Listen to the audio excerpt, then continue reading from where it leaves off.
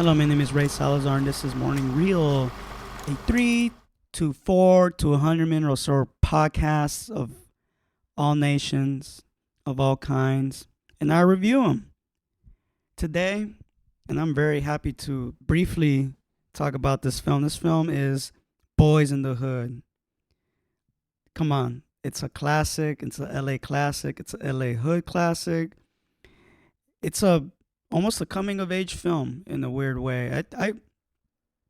I would put it as a coming of age film because you see these characters grow up from when they were children to adults, obviously not played by the same actors, but as time goes by in the story, right?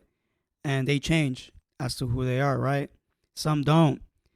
And you get to see what happens to those who don't change or try to change at the last minute. It's a 1991 American film written and directed by John Singleton, and it's his first film. And you got to give props to John Singleton just off the top, not because he's a LA filmmaker, but at the fact that he chose this film to be his first film to show the world, like, hey man, this is what life is like in America, but not only in America, but in South Central Los Angeles, America, especially at a time in the 90s where gang violence, poverty, I'm not saying it was at its peak, but it was pretty high. And plus you had drugs, man. You had crack epidemic, all kinds of stuff like that, man. Crack cocaine. All right, let me go down this list real quick. Written and directed by John Singleton. Produced by Steve Nicolaides. Starring Cuba Gooding Jr., Ice Cube, whoop whoop, Morris Chestnut, and Larry Fishburne. And there's tons of other actors in this film who are so good. Edited by Bruce Cannon. Music by Stanley Clarke. Distributed by Columbia Pictures. This film came out on July 2nd, 1991 in Los Angeles. And it went to Cannes, French Film Festival. Imagine you're a French dude and you just sit there, Boyz N the Hood, what is that? And you got these, black people on the poster, and they're looking all fly and everything. But you never get to see what's really in this film. And just imagine being a French person watching this film for the first time. Very explosive film. Very dangerous film, too, because the films that preceded, the films that followed, like Menace to Society, Poetic Justice, even Juice, deal with like teens, kids, adults, dealing with race, dealing with police brutality, and just dealing with like their surroundings, and it sucks that like, for some who grew up in a bad neighborhood, it's tough to get out of that, especially when you have all this negativity surrounded by you, whether you wanted it or not. This film is very simple. It's about these group of kids who grew up together, and obviously they're surrounded by all kinds of like negativity, like gun violence, drugs, poverty, stuff like that. One day they see this person just on the floor dead, and all that innocence was just out the window at that point. It was gone. Fast forward, we see the group of kids again, and now this time they're teens or late teens, right? They're basically adults. But I mean, in the world of like South Central and like, or just in the world of like in the hood, right? Like all these barrios and all that stuff, man. Like you're practically a grown up like at 15 or 16, especially if you're in the gang. Especially if you're in the gang and at a young age. I mean, you're young, right? But the consensus, you're a fucking man, dude. If you got a gun, shooting people, stealing, robbing, I'm not saying that's what makes a man, but you are like acting as an adult at this point, right? And I can say so much about this film, man. So much about this film because even to this day, it's a very impactful film. Even to this day, like the stuff that you see in the film is still going on. It may not be in the same neighborhoods, but it's still in South Central. It's in East LA. It's in San Gabriel Valley, New York, Midwest, you name it. Like, gang violence has not completely died down, and who knows if it will. And John Singleton was brave enough and just good enough as a filmmaker to show us why these things sort of keep on happening, you know. And I'm sure, like, I like the way he tackled race, you know, like, it may be us, you know, like the people who we live around with, you know, it not only is it us that are, you know, those who are like intending to fuck up on purpose, who just want to like stay in a gang or whatever, or just like deal drugs. Some of that shit, along with like how, let's just say they brought up there's a scene in the film where they brought up gentrification. There's a whole scene on it. It's really good. And it's funny because not a lot of other films, especially at that time, were like poking at gentrification to that extreme, you know, even though it wasn't extreme the way Lawrence Fishburne's character was explaining to these young kids, man, and then the people who were surrounding the neighborhood, you know, he wants to keep everything black.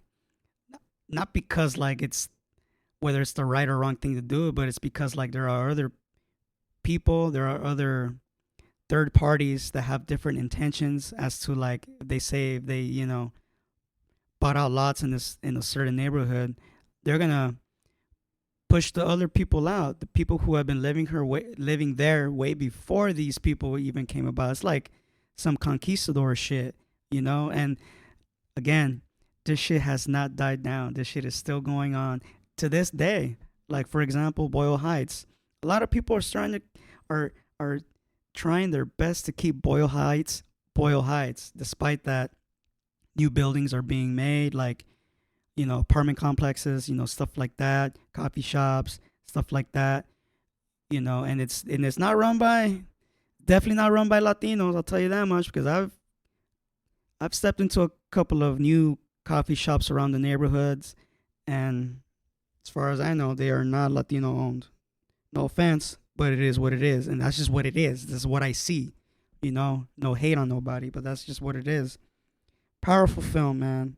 My favorite scene, obviously, it's to me, it's the ending. It's the ending. It's where, I don't want to spoil it, but Cuba Gooding Jr.'s character and Ice Cube's character, they talk about what happened scenes prior, and they talk about how like in America, man, or at least in the local news, man, like your brother gets shot or a family member gets shot, and they don't put that on the news. All they focus on is on the war, because back in that time, you know, it was Gulf War and all that stuff.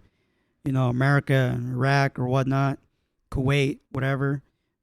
You know, all they put on is that 24/7, just negativity, negativity, negativity. Not a lot of people know what's going on in the hood, you know, and it sucks because there's a lot that goes on every day, all day, and it sucks that we don't see about it. And to think about it, that's just a slight percentage of what else is going on outside of that neighborhood, outside of that state, outside of that country. Period. It's unfortunate, but it's films like these you gotta watch to understand, to get a different perspective of life, to get a different perspective of, you know, what it takes to be a man, because it's kind of hard to make it out from the hood, man, especially if you want to become somebody, you know, or whether you want to become somebody or not. Like if you just want to be a scumbag, try to get out of the, you know, out of the hood to go to another hood or whatever. I mean, that's all you, right? You got that choice. That's all you. But for somebody who really just wants to make it, and if some you know, unfortunate stuff were to go down, you know, that's that. And one of my favorite characters is obviously Lawrence Fishburne's character, Jason Furious Styles, man, and Angela Bassett playing Reva. These two are great. They were just great in this film. Like you see them, you see the way they parent, or you see the way they operate. Let's just say you grow up with a single parent, whether it's your mother and your father, and that's another thing that's great about this film too. Just the fact that they display these different types of dynamics of parents, you know, because Furious, he's a single dad. Angela Bassett's character, Reva, single mom, even though Cuba Gooding Jr.'s character lived with the mom for a certain while. And then when he started getting into his teens, where it's going to take a man to really rear a child, rear a boy into becoming a man, you know? And I like how it's brief with certain scenes as to like for us to understand what the point of this film is, and to understand what the point of these characters are doing for us and for themselves. Very powerful film. Like I said, the ending, it's tragic. It's a tearjerker. I mean, at least for me, and I'm not even black, you know. But that's the thing about this film too. Like, it it crosses everything. You don't have to be a certain race to see this film and to get it. And in fact, I think in a weird way, John Singleton doesn't care because a film like this, there is no in between. Like, there's no one side to it. There's no black or white. It's all kinds of shit. Which is what makes up a society. It's not just whites and blacks, red, yellow, blue, whatever you name it. It's all kinds of shit. That's what makes up a society. And it sucks that from then and now, like, they try to make it black or white. My favorite shot of the film, I would say, is backyard cookout scene where there's a dolly shot, just following people around, seeing what the vibe is like. It just sends you, it gives you a good vibe. That whole scene in particular is great too. I enjoy it all in all because it kind of sets you up what these characters are now, and you also see what kind of could happen to these characters and where they're gonna go from here. Because it's like sometimes when you get sucked down to a certain void, it's hard to get out of that void, man. My favorite line of the film too. I don't really say favorite lines too much, but favorite line is that you got one brother left, man. Cuba Gooding Jr. saying to Ice Cube. Very powerful line, man, because they're not related, but they're close, man. And even though they hadn't seen each other for like a decade or so, they still got love for one another no matter what, man. That's what it's all about, man. You gotta stop with this hate. You gotta stop with this violence. You gotta stop with this animosity. You gotta stop with like where you from and all that stuff, man. Like we're killing each other, and there's things that are far more bigger than ourselves that we should put our attentions to, you know? And the film is pretty much what it says, it displays that. It shows that.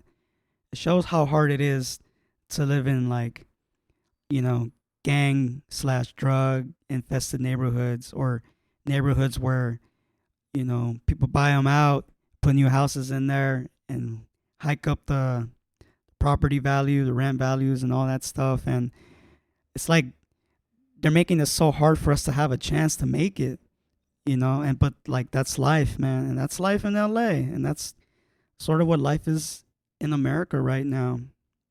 I mean, this film is so good that it got nominated for Best Director and Best Original Screenplay. And as of like, a couple of, decades back, it was deemed culturally, historically, and aesthetically significant by the Library of Congress. And it was also selected for the preservation in the National Film Registry. Fuck an Oscar, fuck a Grammy, fuck an Emmy, fuck a Golden Globe.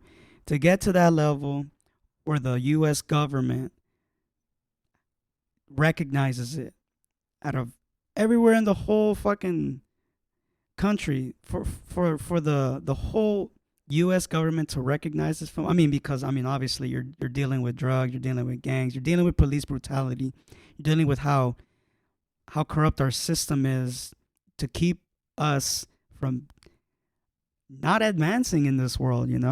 Very powerful, man. Very powerful that John Singleton was able to achieve that. And I love this film. Automatically, I gotta give it 4 out of 4 tokes. You have to. I mean, it's not that you have to, but when you watch this film, it makes you angry. I'm pretty sure there's people out there who've had similar stories to what you see in Boyz N the Hood, right? There just has to be. I don't know anybody personally who has died because of gang violence or because of drugs or whatnot. But I know people who've got involved in stuff like that, and most of the time, it just doesn't work out that way, man. Shout out to Ice Cube, Doughboy, man. Ice Cube playing Doughboy, man. Ice Cube played a pretty good role. I'm not gonna lie, man. Especially the last scene, especially the scene where he shoots that dude, man. And you see him shoot that dude, and guess what? Nothing changed. Everything stayed the same.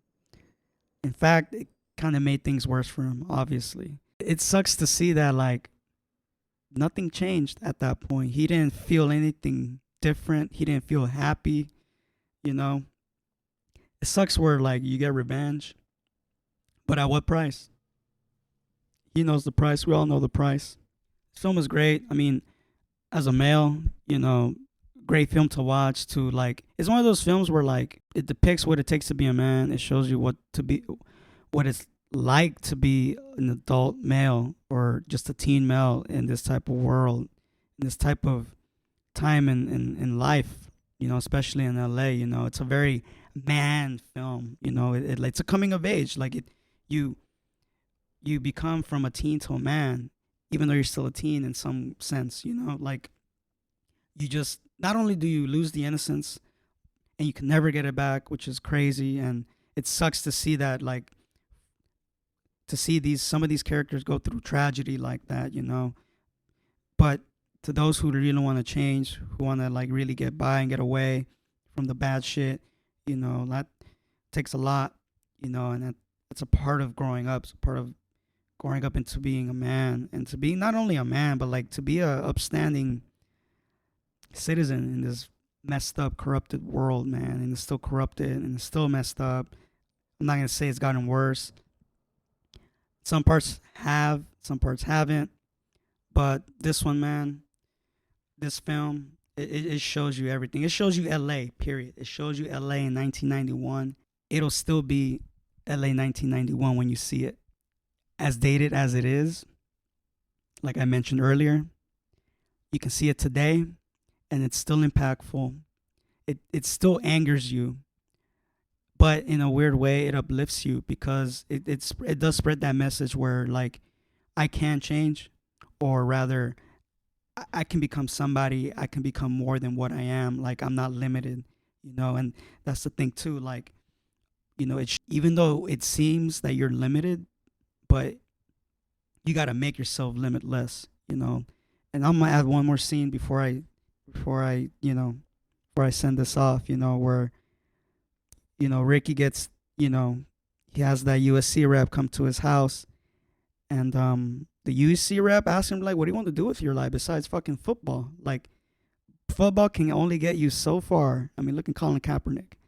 Football can only get you so far. But what is it that you really want to do? And I mean, Ricky's a kid, and he's still a kid in a weird way, Like he's a football player, he's a star football player, and everything.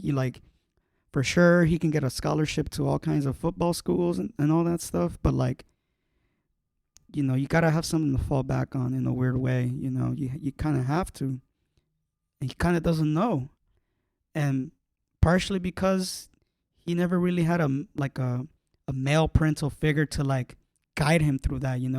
He had his mom, but his mom like still has to deal with Doughboy, and that's already a fucking headache as it is because Doughboy just kind of doesn't. He's just in his own lane, dude. And he always was in his own lane, even from when he was a kid, But he got love for his brother no matter what. I mean, fucking killed somebody for him, right? The rep tells him like, brother, you can be whatever you want as long as you put your mind to it, Like, it's so uplifting, and the scene after that, man, John Singleton, man, you're a good fucking filmmaker. I was lucky enough to see this film. They had like this 25th anniversary for this film, or 30th, I don't remember. And I went. It was in West LA, and there was a Q&A after this film, and John Singleton was there. Morris Chestnut was there. A lot of, even Cuba Gooding Jr. was there. Like, he showed up like late, like, or like as a surprise, and he was like totally fucking lit. Like, you can tell he was drinking a little bit, but like, it's great to see this cast and like talk about this film. Nia Long was there too, like, and this was like before John Singleton passed away, and it's so good to see like to see this cast there, and like obviously like this film is still significant to them because I mean, unfortunately, Ice Cube was not there. I mean, it would have been fucking crazy if he was there, right? But you know, whether he was there or not, this film is still significant. And just watch this film, man. Like, watch this film. Like, it pumps you up in some weird way, man. Like, the writing is pretty good. It's some pretty good writing in this film. Like, this film takes you all over the place. You know, it gives you a tour of LA in a weird way. My name is Ray Salazar. Follow me on Morning Shot Films, IG and YouTube. Check out my website, morningshotfilms.co. I got LA hats, dude. Check those out, man. If you like LA, you love LA, you like cinema, you're going to want to check out my hats. You know, they're dad hats, blue and white. You'll see it when you see it. The next film I'm going to talk about, I'm not too sure. I got a little list going on, but October is right around the corner, which means it's Halloween season. I got a couple of films that I want to talk about. You know, I usually do 4 out of the month, but I'm going to try to do a little bit more than that. Thank you for listening to this. Peace.